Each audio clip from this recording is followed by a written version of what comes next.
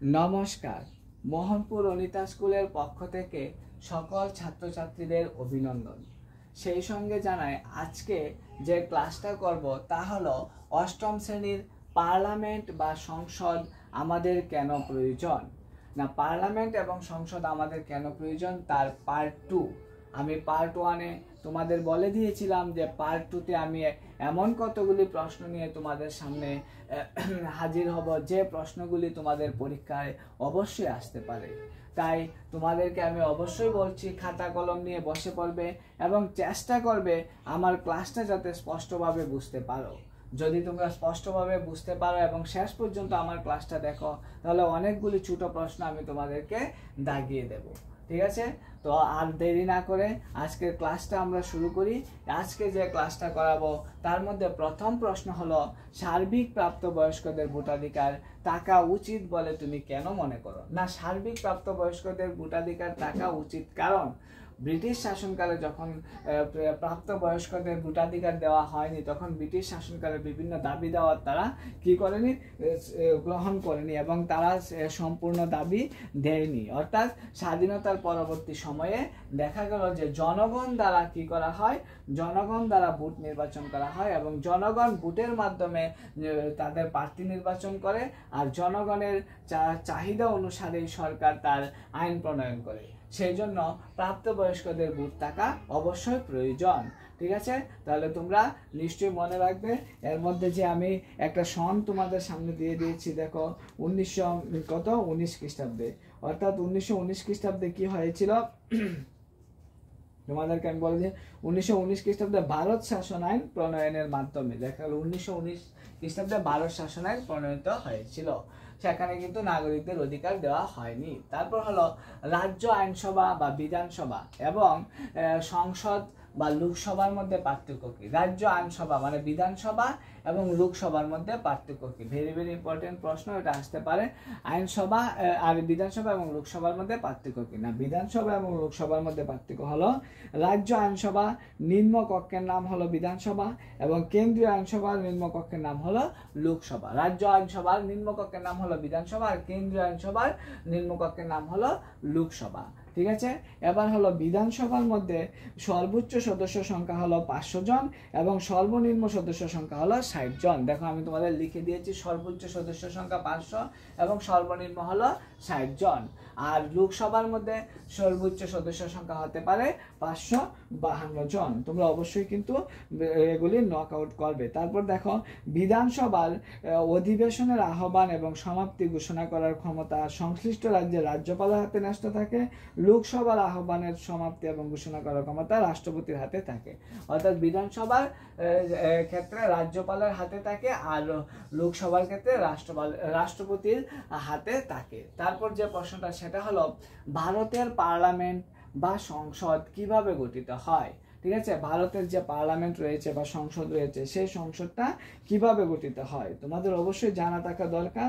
কেননা ভারতীয় সংসদ সংবিধানের 79 নং ধারা অনুসারে, ঠিক আছে, দেখো আমি তোমাদের এখানে লিখে দিয়েছি কত নং ধারা অনুসারে, 79 নং ধারা অনুসারে দেখা গেল যে রাষ্ট্রপতি এবং পার্লামেন্ট দুইটি কক্ষ নিয়ে, রাষ্ট্রপতি এবং পার্লামেন্ট দুইটি কক্ষ নিয়ে গঠিত হয়। এর মধ্যে একটি কক্ষ হলো রাষ্ট্রপতি এবং পার্লামেন্টের মধ্যে আবার দুটি ভাগ থাকে, একটা হলো রাজ্যসভা এবং একটা হলো লোকসভা, যেটা আমি তোমাদের অলরেডি দেখিয়ে দিয়েছি। একটা হলো রাজ্যসভা, একটা হলো লোকসভা। ঠিক আছে? টোটাল দুটা কক্ষ, একটা হলো রাষ্ট্রপতি আর একটা হলো কি পার্লামেন্ট। আবার পার্লামেন্টের দুটি কক্ষ, একটা হলো কি লোকসভা আর একটা হলো রাজ্যসভা। তারপর হলো ভারতের পার্লামেন্টের সংসদ। তারপর যে প্রশ্নটা সেটা হলো রাজ্যসভার গঠন সম্পর্কে আলোচনা করো। মানে রাজ্যসভা কিভাবে গঠিত হয়? না, রাজ্যসভা অনধিক 250 জন সদস্য নিয়ে রাজ্যসভা গঠিত হতে পারে, কিন্তু বর্তমানে রাজ্যসভার সদস্য সংখ্যা 245 জন। তাদের মধ্যে 233 জন হলো নির্বাচিত এবং 12 জন হলো রাষ্ট্রপতি কর্তৃক মনোনীত। দেখো আমি তোমাদের লিখে দিয়েছি। ঠিক আছে? রাজ্যসভা কত 250 জন অনধিক সদস্য নিয়ে গঠিত হতে পারে, কিন্তু বর্তমানে এটা হলো কি 245 জন, বর্তমানে আছে এটা 245 জন। এর মধ্যে রাষ্ট্রপতি 12 জনকে, 233 জন হলো নির্বাচিত, আর রাষ্ট্রপতি 12 জনকে নিজে নির্বাচন করে থাকেন। তারপর হলো রাজ্যসভার সদস্য পদপ্রার্থীদের যোগ্যতা উল্লেখ করা, মানে পদপ্রার্থীদের রাজ্যসভার সদস্য হতে হলে কি ধরনের যোগ্যতা থাকা প্রয়োজন। না, রাজ্যসভার সদস্য হতে হলে প্রার্থীকে অবশ্যই প্রথমত ভারতীয় নাগরিক হতে হবে, ঠিক আছে। রাজ্যসভার যদি সদস্য হতে হয় তাহলে প্রথমে তাকে অবশ্যই কি হতে হবে, ভারতীয় নাগরিক হতে হবে। দ্বিতীয়ত যে বয়স কমপক্ষে 30 বছর হতে হবে, অর্থাৎ তার বয়স কমপক্ষে 30 হতে হবে যদি সে রাজ্যসভার সদস্য বা পদপ্রার্থী হতে চায়। তারপর হলো কি, সরকারের কোনো লাভজনক পদে নিযুক্ত থাকবে না, সব সরকারিভাবে কোনো লাভজনক পদে সে নিযুক্ত থাকতে পারবে না। তারপর হলো কি, যে তিনি দেউলিয়া বা বিকৃত মস্তিষ্ক হবেন না, দেউলিয়া অথবা বিকৃত মস্তিষ্কের হলেও চলবে না। তাহলে রাজ্যসভার সদস্য বা পদপ্রার্থী হতে গেলে কি কি যোগ্যতা থাকা প্রয়োজন তোমরা বুঝতে পারলে। তারপর যেটা রাজ্যসভার চেয়ারম্যানের ভূমিকা লিখো, রাজ্যসভার মধ্যে যে চেয়ারম্যান থাকে সেই চেয়ারম্যানের ভূমিকা লিখো। না, রাজ্যসভার চেয়ারম্যানের ভূমিকা হলো রাজ্যসভার অধিবেশনে সভাপতিত্ব করেন চেয়ারম্যান। তাছাড়া ভারতের উপরাষ্ট্রপতি পদাধিকার বলে রাজ্যসভার চেয়ারম্যান হন।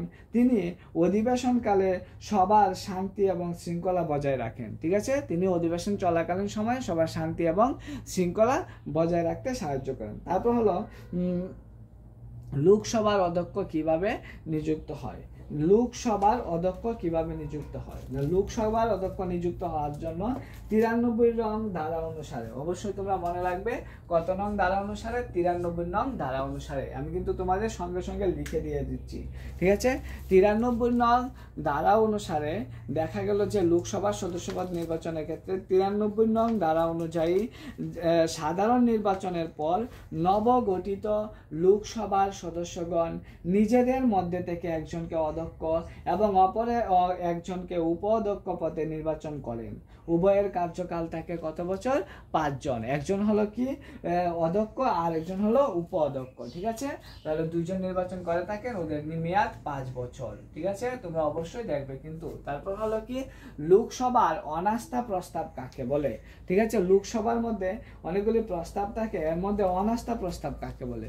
না, লোকসভার অনাস্থা প্রস্তাব বলতে বোঝায় সংবিধান অনুযায়ী সরকারি নীতি ও কাজকর্মের জন্য মন্ত্রীরা লোকসভার কাছে যৌথভাবে দায়ী থাকেন। মানে সরকারি নীতি এবং কাজ করার জন্য মন্ত্রীরা বেশিরভাগই কার কাছে দায়ী থাকেন, লোকসভার কাছে। মন্ত্রিসভার কাজকর্মের প্রতি সদস্যগণের আস্থা নষ্ট হলে সভায় অনাস্থা প্রস্তাব উত্থাপিত করা হয়। লোকসভার সংখ্যাগরিষ্ঠ সদস্য দ্বারা অনাস্থা প্রস্তাব পাশ হলে মন্ত্রিসভার পতন ঘটে, ঠিক আছে। অর্থাৎ কি হলো, লোকসভার অনাস্থা প্রস্তাব, অর্থাৎ যে মন্ত্রী লোকসভার যে মন্ত্রীরা মনোনীত হয়েছিল, মন্ত্রীরা লোকসভার কাছে যৌথভাবে দায়ী থাকেন। মন্ত্রিসভার কাজকর্মে, অর্থাৎ যে মন্ত্রীরা নিযুক্ত হয়েছিল তাদের কাজকর্মে যদি অসন্তুষ্ট হয় এবং তাদের বিরুদ্ধে যদি অনাস্থা প্রস্তাব আনা হয় এবং সেই পক্ষ যদি সমর্থন বেশি থাকে তাহলে সেই মন্ত্রিসভাটাকে বাতিল বলে ঘোষণা করা হয়। এটাকে অনাস্থা প্রস্তাব বলা হয়। তারপর হলো দেখো, নির্বাচন কমিশনের কয়েকটি কাজ লিখো। খুবই ইম্পর্টেন্ট প্রশ্ন, এটা বড়দের ক্লাসেও থাকে অনেক সময়, তোমরা ক্লাস 9, 10 বা 11, 12 এগুলি পেতে পারো। অর্থাৎ নির্বাচন কমিশনের কাজ কি না, নির্বাচনের কমিশনের কিন্তু একটা গুরুত্বপূর্ণ কাজ থাকে, অর্থাৎ ভোটার তালিকা প্রণয়ন এবং সংশোধন করা, ভোটদাতাদের সচিত্র পরিচয়পত্র প্রদান করা। তার মানে নির্বাচন কমিশনের কাজ কি, নির্বাচন কমিশন বলতে কি বুঝো তোমরা আগে জানো নির্বাচন কমিশন কি? তাহলে অবশ্যই উত্তর থাকবে যে আমরা জানি না। না, নির্বাচন কমিশন হলো যখন ইলেকশন চলাকালীন সময়ে মন্ত্রীরা তাদের মন্ত্রীদের কোনো গুরুত্ব থাকে না, তখন নির্বাচন কমিশন কাজ করে থাকে। নির্বাচন কমিশনের আসল কাজ কি থাকে? নির্বাচন কমিশনের কাজ থাকে কি, ভোটার তালিকা প্রণয়ন এবং সংশোধন করা, তারপর হলো ভোটদাতাদের সচিত্র পরিচয়পত্র প্রদান করা, তারপর হলো নির্বাচনে অংশগ্রহণকারী রাজনৈতিক দলগুলিকে নির্বাচনী প্রতীক দান করা, তারপর হলো নির্বাচন বা উপনির্বাচনের দিন ঘোষণা করা এবং নির্বাচন স্থগিত বা বাতিল ঘোষণা করা, ভোট গণনা ও ফলাফল প্রকাশ করা হলো নির্বাচন কমিশনের কাজ, ঠিক আছে। তারপর যেটা হলো রাজ্যসভার সদস্যকে একটি স্থায়ী কক্ষ বলা হয় কেন? না, রাজ্যসভার সদস্যগুলিকে একটা স্থায়ী কক্ষ কেন বলা হয়? ঠিক আছে, তো এটা তোমাদেরকে জানার বিষয়। কারণ রাজ্যসভার যে সদস্যগুলি রয়েছে সেই সদস্যগুলিকে একটি স্থায়ী কক্ষ কেন বলা হয়? স্থায়ী বলতে চিরস্থায়ী নয়, এরকম নয়। অর্থাৎ রাষ্ট্রপতি মনে করলেই রাজ্যসভাকে ভেঙে দিতে পারেন না। এছাড়া প্রতি 2 বছর অন্তর রাজ্যসভার 1/3 সদস্যপদ যখন শূন্য হয় তখন এর 2/3 সদস্য রাজ্যসভার স্থায়ী থাকেন। তাই রাজ্যসভা কখনোই বিলুপ ঘটে না। এই কারণে রাজ্যসভাকে সংসদে একটি স্থায়ী কক্ষ বলা হয়। তাহলে তোমরা বুঝতে পারলে রাজ্যসভাকে সংসদে একটা স্থায়ী কক্ষ কেন বলা হয়? কারণ প্রতি 2 বছর দেখা গেল যে 1/3 মানে 2 বছর পর পর 1/3 সদস্যপদ শূন্য হয়, কিন্তু বাকি 2/3 সদস্যপদ রাজ্যসভায় অলরেডি স্থায়ী থাকে। এই জন্য এটাকে স্থায়ী কক্ষ বলা হয়। তারপর যে লাস্ট যে প্রশ্নটা সেটা হলো লোকসভা ও রাজ্যসভার মধ্যে পার্থক্য লিখো। লোকসভা এবং রাজ্যসভার মধ্যে পার্থক্য। ঠিক আছে, ধরো লোকসভা এবং রাজ্যসভার মধ্যে যে পার্থক্যগুলি আছে সে অলরেডি আমরা কি একটা বিধানসভা এবং লোকসভার মধ্যে যে পার্থক্য ছিল সেই পার্থক্যটা আমি অলরেডি বুঝিয়ে দিয়েছি। আবার লোকসভা এবং রাজ্যসভার মধ্যে যে পার্থক্য, মানে লোকসভার সদস্য হতে গেলে কমপক্ষে 25 বছর হতে হবে, কিন্তু রাজ্যসভার সদস্য হতে গেলে কমপক্ষে 30 বছর হতে হবে। তারপর হলো লোকসভা একটি অস্থায়ী কক্ষ, কিন্তু রাজ্যসভা একটি স্থায়ী কক্ষ। তারপর হলো স্পিকার বা অধ্যক্ষ লোকসভার সভাপতিত্ব করেন, কিন্তু উপরাষ্ট্রপতি রাজ্যসভায় সভাপতিত্ব করেন। তারপর হলো লোকসভার সদস্য সংখ্যা 552 জন হতে পারে, কিন্তু রাজ্যসভার সদস্য সংখ্যা 250 জনের বেশি হবে না। তারপর আবার হলো লোকসভার রাষ্ট্রপতি 2 জন সদস্যকে মনোনীত করতে পারে, কিন্তু রাষ্ট্রপতি রাজ্যসভায় 12 জন সদস্যকে মনোনীত করে থাকেন। তারপর হলো লোকসভার সদস্যদের কার্যকালের মেয়াদ হয় 5 বছর, কিন্তু রাজ্যসভার সদস্যদের কার্যকালের মেয়াদ হয় 6 বছর। ঠিক আছে, তাহলে আমি তোমাদের সবগুলি প্রশ্ন দিলাম এবং সবগুলি প্রশ্ন বুঝিয়ে দিলাম। এবার তোমরা অবশ্যই মনোযোগ সহকারে শুনবে। যে প্রশ্নগুলি আমি তোমাদের বলছি সেই প্রশ্নগুলি অবশ্যই তোমরা নোট বই অথবা টেক্সট বই থেকে দাগিয়ে নেবে। ঠিক আছে, আমি মানে ছোট প্রশ্নগুলি তোমাদেরকে বলে দিচ্ছি। অর্থাৎ প্রথম যে প্রশ্নটা, ভারতের শাসন বিভাগ প্রধানকে? শাসন বিভাগের প্রধানকে? ভারতের শাসন বিভাগের প্রধান হলো রাষ্ট্রপতি। তারপর হলো ভারতের প্রথম রাষ্ট্রপতির নাম কি? ভারতের প্রথম রাষ্ট্রপতির নাম হলো ডক্টর রাজেন্দ্র প্রসাদ। তারপর হলো জাতীয় কংগ্রেস প্রতিষ্ঠিত হয়েছিল কত খ্রিস্টাব্দে? না, জাতীয় কংগ্রেস প্রতিষ্ঠিত হয়েছিল 1885 খ্রিস্টাব্দে। তারপর হলো লোকসভায় কে সভাপতিত্ব করেন? লোকসভায় স্পিকার সভাপতিত্ব করেন। তারপর হলো রাজ্যসভায় কে সভাপতিত্ব করেন? রাজ্যসভায় উপরাষ্ট্রপতি বা চেয়ারম্যান সভাপতিত্ব করেন। তারপর হলো ভারতীয় পার্লামেন্টের কয়টি কক্ষ থাকে? ভারতীয় পার্লামেন্টের 2টি কক্ষ থাকে। তারপর হলো এমপি এর পুরো নাম কি? অর্থাৎ মেম্বার অফ পার্লামেন্ট। আমরা অবশ্যই দেখবে শুনে থাকো এমপিদের জন্য সিট রাখা হয়েছে, এমপিদের জন্য সিট রাখা হয়, মানে এমপিদের জন্য সিট রাখা হয়েছে মেম্বার অফ পার্লামেন্টের। ঠিক আছে, তারপর হলো কত বছর অন্তর লোকসভার নির্বাচন অনুষ্ঠিত হয়? অর্থাৎ 5 বছর অন্তর লোকসভার নির্বাচন অনুষ্ঠিত হয়।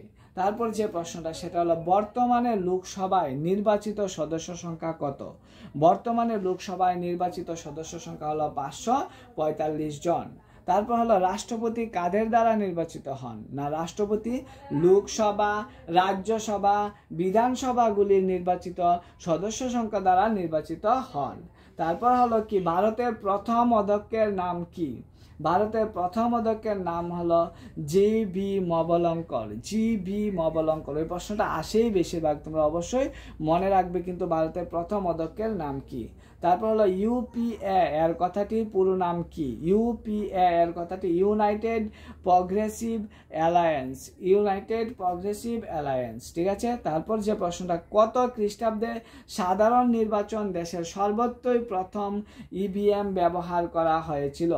2004 খ্রিস্টাব্দের সাধারণ নির্বাচনে সর্ব জায়গায় প্রথম ইভিএম ব্যবহার করা হয়েছিল। তারপর হলো ইভিএম এর সম্পূর্ণ নাম কি?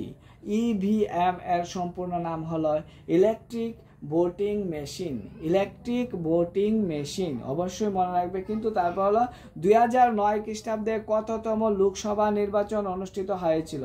2009 খ্রিস্টাব্দে 15তম লোকসভা নির্বাচন অনুষ্ঠিত হয়েছিল। 15তম লোকসভা নির্বাচন অনুষ্ঠিত হয়েছিল 2000 কত খ্রিস্টাব্দে 9 খ্রিস্টাব্দে। তো আমি তোমাদেরকে সম্পূর্ণ চ্যাপ্টারটা বুঝিয়ে দেওয়ার চেষ্টা করেছি এবং তোমাদের সামনে উপস্থাপন করেছি এইভাবে, যাতে করে তোমরা বই খাতা না দেখে মন থেকে বানিয়ে লিখতে পারো। ঠিক আছে? তো তাহলে অবশ্যই তোমরা ওই জিনিসগুলি বোঝার চেষ্টা করবে এবং কোন জায়গায় কি লিখতে হবে, প্রাপ্তবয়স্কদের ভোটাধিকার কি, রাজ্যসভার আইনসভা মানে বিধানসভা এবং লোকসভা কি, ভারতের পার্লামেন্ট এবং সংসদ কিভাবে গঠিত হয়েছে, রাজ্যসভার গঠন সম্পর্কে বলেছি।